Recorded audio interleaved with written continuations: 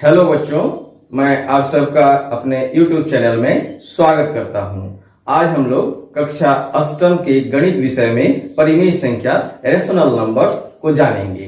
तो यहाँ हम लोग देख सकते हैं कि परिमेय संख्या रेशनल नंबर्स लिखा गया है।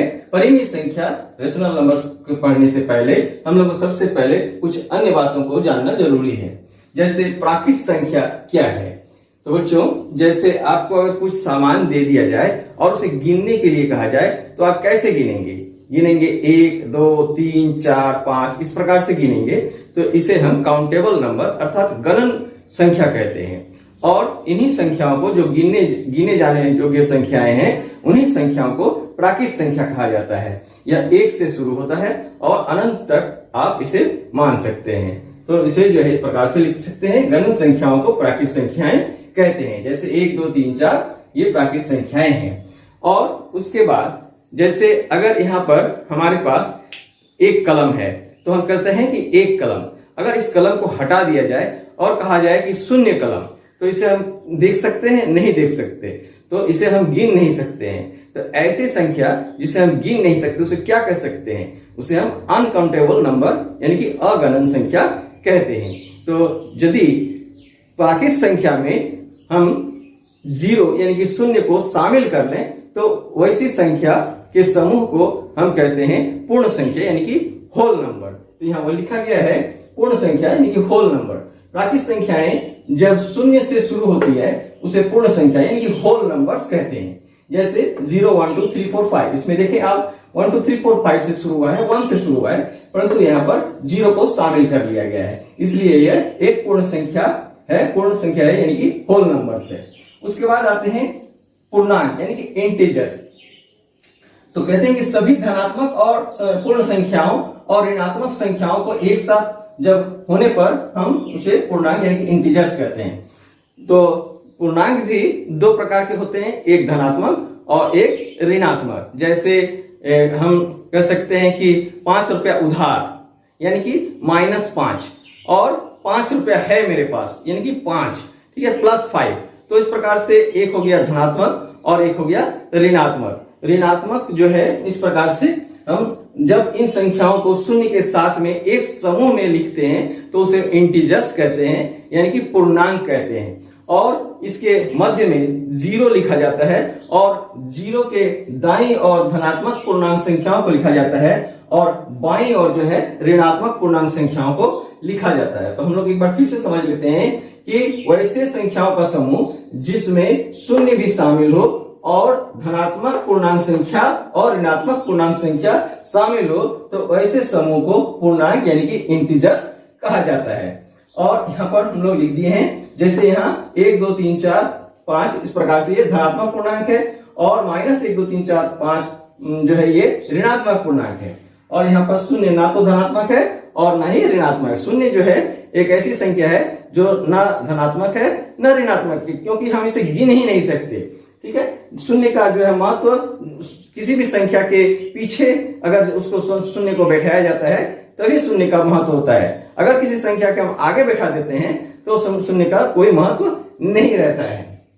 तो हम देख सकते हैं यहाँ पर हम लिखे हैं उसी जो हम लोग पहले बताया, शून्य को हम गणना नहीं कर सकते, इसलिए इसे हम अगणन संख्या यानी कि अनकाउंटेबल नंबर कहते हैं। अब हम लोग जानेंगे कि परिमेय संख्या क्या है। परिमेय संख्याएं रेशनल नंबर्स। परिमेय संख्या क्या है? ऐसी संख्याएं जिसे हम p/q के रूप में लिख सकते हैं। जैसे 2/3, -3/5।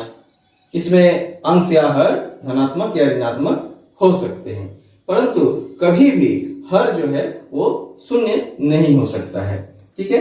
तो यहाँ पर इसे लिखा गया है ऐसी संख्याएं जिसे p/q के रूप में लिखा जा सके, जहां p और q पूर्णांक हो और q जो है शून्य ना हो। जैसे 2/5, -2/5, 3/-8, -5/12। तो इस प्रकार से आप कुछ भी यहाँ पर लिख सकते हैं। 7/8 इसे धनात्मक भी हो सकता है, ये दोनों ऋणात्मक भी हो सकता है, ठीक है। तो आगे है परिमेय संख्या 2 प्रकार के हैं, धनात्मक परिमेय संख्या और ऋणात्मक परिमेय संख्या। तो धनात्मक परिमेय संख्या क्या है? तो धनात्मक परिमेय संख्या वो ऐसी संख्या है जिसमें अंश और हर दोनों का चिन्ह जो है वो समान होना चाहिए, अर्थात अंश और हर जो है अगर ऊपर धनात्मक है तो नीचे भी धनात्मक होना चाहिए, अगर ऊपर ऋणात्मक है तो नीचे भी ऋणात्मक होना चाहिए, यानी कि अंश और हर दोनों समान होना चाहिए। जैसे 2/5, 3/4, यहाँ देखिए माइनस ऊपर भी है और नीचे भी माइनस है, और यहाँ भी माइनस ऊपर है नीचे भी माइनस है, -3/-2। अब फिर आगे ऋणात्मक परिमेय संख्या क्या है? ऐसी परिमेय संख्या है जिसमें अंश या हर दोनों में से किसी एक में जो है चिन्ह जो है वो अलग होना चाहिए, यानी कि एक दूसरे के विपरीत होना चाहिए। तो लिखा गया है यदि परिमेय संख्या में अंश या हर का चिन्ह एक दूसरे से विपरीत हो, जैसे ये अगर धनात्मक है तो ये ऋणात्मक होना चाहिए, तो उसे ऋणात्मक परिमेय संख्याएं कहते हैं। जैसे -2/3, -3/5, 3/-8, 5/-12। तो इस प्रकार से हमने देखा कि परिमेय संख्याएं क्या है। आगे हम लोग प्रश्नावली 1.1 के प्रश्नों का हल समझेंगे। तो हम लोग चलें प्रश्नावली 1.1 के प्रश्नों का हल समझते हैं। तो बच्चों हम लोग प्रश्नावली 1.1 के प्रश्नों का हल शुरू करने जा रहे हैं। तो 1 नंबर का प्रश्न है -4/5 को एक ऐसे परिमेय संख्या के रूप में व्यक्त कीजिए जिसका हर अर्थात नीचे वाला भाग निम्नलिखित हो। A 30, यानी कि हर को 30 होना चाहिए। तो इसलिए इसका हल किस प्रकार से लिखेंगे? -4/5, तो हमें हर को 30 करना है, तो इसे हम 5 को कितने से गुना करेंगे कि 30 हो जाएगा? 6 से। इसलिए हमने ऊपर और नीचे दोनों 6 से गुना कर दिया, तो ये हो गया -4 और 6 गुना करेंगे तो हो जाएगा -24। हमें याद रखना है कि माइनस इंटू प्लस, माइनस और जब प्लस को गुना करते हैं तो हमेशा माइनस होता है, तो यहाँ माइनस हो गया, और यहाँ चूंकि प्लस और प्लस है इसलिए प्लस ही होगा। 5 और 6 को गुना कर दिए तो हो गया 30, ठीक है। 5 और 6 को गुना कर दिए 30 हो गया। उस पर बी नंबर में है -45, तो -45 के लिए किसे हमें क्या करना होगा? हर को जो है ऐसी संख्या से गुना करना होगा जिससे हमें -45 प्राप्त हो। तो यहाँ पर -4/5 हमने लिखा, और इसे -9 से अगर हम गुना करते हैं तो ये -45 हो जाता है। तो ऊपर नीचे दोनों ही हमें माइनस, जिससे भी गुना करेंगे ऊपर और नीचे एक ही समान संख्या से गुना करना पड़ेगा। तो ये ऊपर नीचे -9 से गुना कर दिए तो ये हो गया -4 और -9, तो माइनस और माइनस हमेशा प्लस होते हैं, तो ये प्लस हो गया, और ये माइनस प्लस है और ये माइनस है, तो प्लस और माइनस, प्लस और गुणा माइनस हमेशा माइनस होते हैं, ठीक है। तो ये माइनस हो गया, -45 हो गया। 5 और गुना 9, 5 गुना 9 45, और ये माइनस हो गया। तो इस प्रकार से हमने 1 नंबर का प्रश्न हल कर लिया। अब हम लोग 2 नंबर के प्रश्न को देखें। तो हम लोग 2 नंबर के प्रश्न को देख रहे हैं। -36/60 को एक परिमेय संख्या के रूप में व्यक्त कीजिए जिसका हर 5 हो। तो इसको हमको हर को जो है वो 5 बनाना है। तो 60 है, 60 को हम 12 से अगर भाग देते हैं तो हमें 5 प्राप्त होता है। तो इस प्रकार से हमें 12 से ऊपर नीचे भाग कर दिए, और यहाँ पर चूंकि भाग का चिन्ह को गुना में बदलने पर यहाँ इसे हम 12/12 ही लिखेंगे। तो इस प्रकार काट दिए, तो इस प्रकार हमें कितना प्राप्त हुआ? -3/5। फिर 3 नंबर का प्रश्न है निम्नलिखित परिमेय संख्याओं को उनके मानक रूप में लिखिए। इसे हमें केवल काट कूट करके छोटे रूप में लिखना है। जैसे ए है -8/6, इसे हमने काट दिया, तो 2 से काटा तो 4 और ये 3, तो -4/3 हो गया। बी है -12/30, इसे जो है काट दिए हमने, 6 से काटा, 6 दूनी 12, 6 पंचे 30, -2/5, 16/-24 है, इसे 8 से काटा, 8 दूनी 16, 8 तिया 24, तो 2/-3। डी नंबर में है 28, -28 और -35 है, ऊपर नीचे दोनों माइनस है, तो माइनस हमने काट दिया। इसे अब हम ऐसा कर सकते हैं, तो 28 और 35 को हम जो है 7 से काट दिए, 4 7 28 और 5 7 35, तो 4/5। अब हम लोग 4 नंबर के प्रश्न का हल समझेंगे। 4 नंबर के प्रश्न को, निम्नलिखित में प्रत्येक युग में कौन सी संख्या बड़ी है? ठीक है, तो ए नंबर में है 2/3 और 5/2। तो पहली संख्या कितना है? 2/3 है, और दूसरी संख्या है 5/2। तो हमें क्या करना है? हमें करना है क्या? ये जो हर है, हर को हमें बराबर करना है, तभी हम उसका जो है निकाल पाएंगे कि कौन संख्या बड़ी है। इसके लिए हम क्या करना होगा? नीचे की जो संख्या है हर, उसका एलसीएम पहले निकाल लिए। एलसीएम निकालेंगे तो 3 और 2 का एलसीएम होता है 6, अब 2/3 जो संख्या है उसे नीचे हर को 6 करने के लिए हमें 2/2 से गुना करना पड़ेगा। तो इसे 2/2 से गुना कर दिए, 2/3 गुना 2/2 बराबर 2 गुना 2 4 हो गया, 3 गुना 2 6 हो गया। फिर 5/2 के लिए हमें नीचे 6 करने के लिए ऊपर नीचे 3 से गुना करना पड़ेगा। तो 5 गुना 3 कितना हो गया 15 और 2 गुना 3 हो गया 6। तो प्राप्त संख्या कितना हुआ 4/6 और 4/6 और 15/6। इसमें हर जो है दोनों में समान हो गया है, 6 हो गया है। अतः अब हमें ऊपर की संख्या का तुलना करना है। तो एक में ऊपर में 4 है और दूसरा में 15 है। तो हम जानते हैं कि 4 और 15 में कौन बड़ा है, 15 बड़ा है। तो 15/6 यानी कि बड़ा है। तो 15/6 किस संख्या के लिए है, 5/2 के लिए है। अतः 5/2 जो है बड़ा है किससे, 2/3 से। उसे हम लोग इस प्रकार से लिखेंगे। यह चिन्ह है, इस चिन्ह का जो इस तरफ का हिस्सा है, इस तरफ जो संख्या होगा वो बड़ा होगा और इस तरफ का संख्या जो होगा वो छोटा होगा।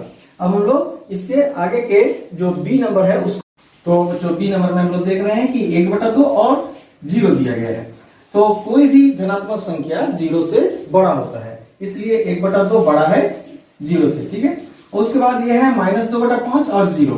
तो कोई भी ऋणात्मक संख्या 0 से छोटा होता है, इसलिए इसे इस प्रकार से लिखा गया, -2/5 छोटा है 0 से, 0 से, ठीक है।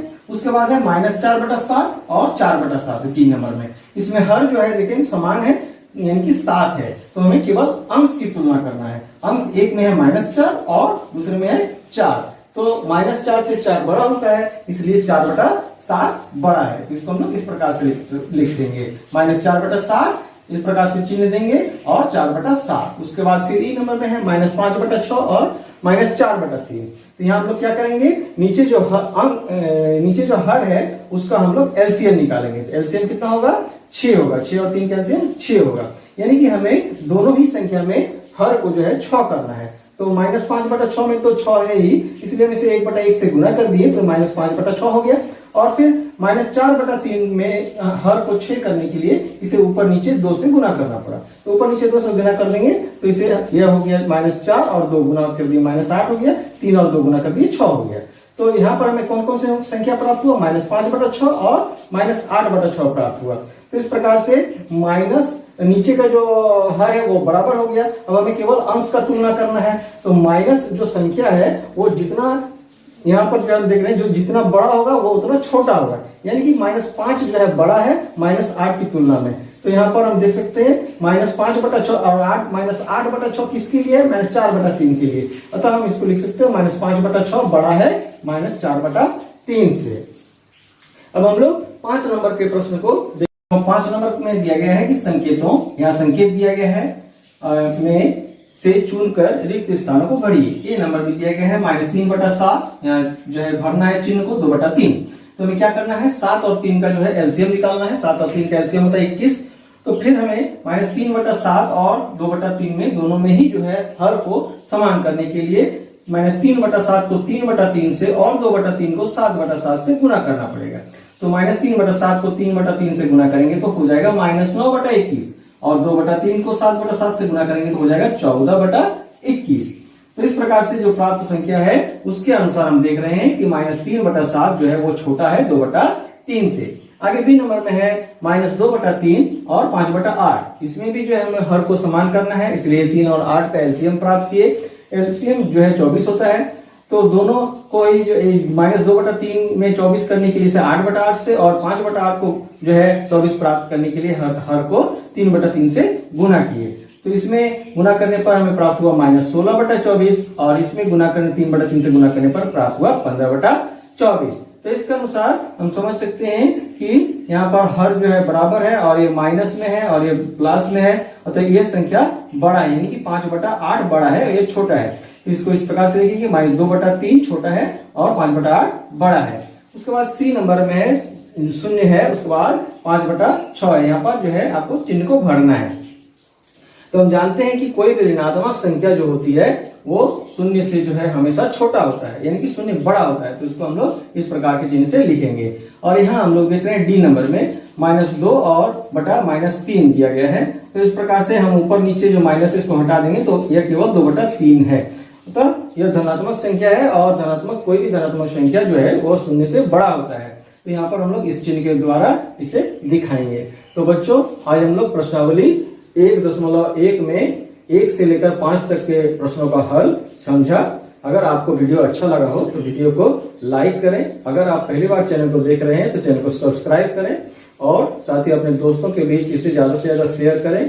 साथ ही बच्चों हमारे प्रश्नावलियों जितने आपके गणित से संबंधित बहुत सारे प्रश्नावलियों का हल हमारे चैनल के प्ले लिस्ट में उपलब्ध है। आप प्ले लिस्ट में जाकर इन्हें देख सकते हैं।